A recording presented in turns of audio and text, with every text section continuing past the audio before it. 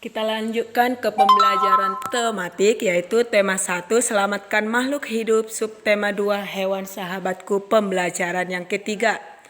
Hari ini kita masuk mengenai sistem perkembangbiakan pada hewan. Sebelumnya sudah Ibu jelaskan tentang perkembangbiakan pada hewan itu pada pembelajaran yang sebelumnya. Nah, ada dua cara perkembangbiakan hewan, yaitu yang pertama generatif atau seksual, yang kedua vegetatif atau aseksual.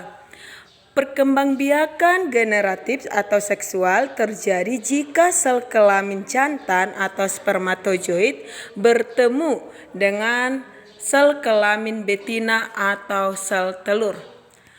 Perkembangbiakan generatif itu terbagi menjadi 3, yaitu ovipar, vivipar, dan ovovivipar. Ovipar yaitu perkembangbiakan yang terjadi secara bertelur. Biasanya dilakukan oleh unggas dan reptil. Caranya adalah setelah terjadi pembuahan, embrio yang dihasilkan akan tumbuh dan berkembang di dalam cangkang telur. Embrio tersebut mendapatkan nutrisi dan cadangan makanan dari dalam telur. Ciri-ciri hewan yang berkembang biak dengan ovipar adalah 1. Tidak memiliki kelenjar susu. Yang kedua, tidak memiliki daun telinga. Nah, contohnya bisa anak didik kami perhatikan itu adalah ayam, bebek, dan angsa. Yang kedua adalah vivipar, yaitu melahirkan atau beranak.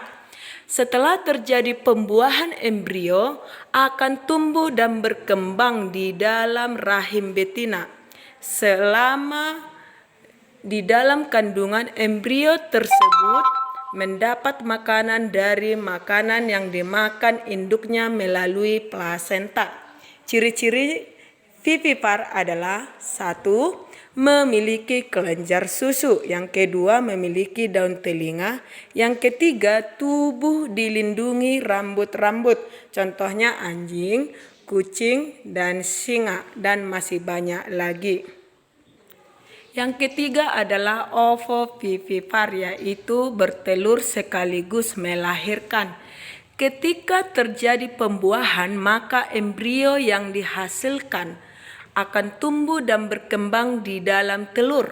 Tapi telur tersebut tidak akan dikeluarkan dari tubuh induknya, melainkan akan tetap berada di dalam tubuh induknya sampai menetas. Setelah menetas, baru calon anak tersebut dilahirkan lewat tubuh induknya. Contoh hewan yang berkembang biak dengan ovipar adalah platypus, kuda laut, ikan hiu, iguana. Nah, kalau hewan yang berkembang biak dengan ovovivipar ini jumlahnya itu sedikit, lain dengan hewan yang berkembang biak dengan vivipar dan ovipar.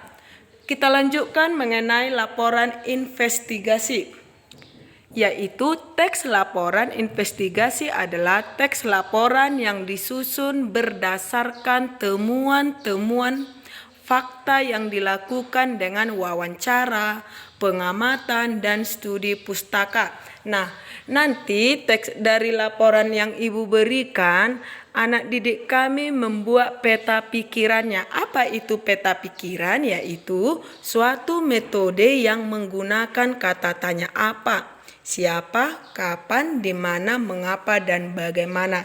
Ini adalah bentuk peta pikirannya. Nah, di dalam peta pikiran ini nanti anak didik kami menuliskan ya. Misalnya di sini paragraf pertama, cari dulu ide pokoknya. Paragraf kedua, cari ide pokoknya. Paragraf ketiga, cari ide pokoknya. Nah, ditulislah dalam bentuk peta pikiran. Nah, judulnya di tengah. Oke, demikianlah penjelasan Ibu hari ini mengenai sistem perkembangbiakan pada hewan dan juga membuat peta pikiran. Terima kasih.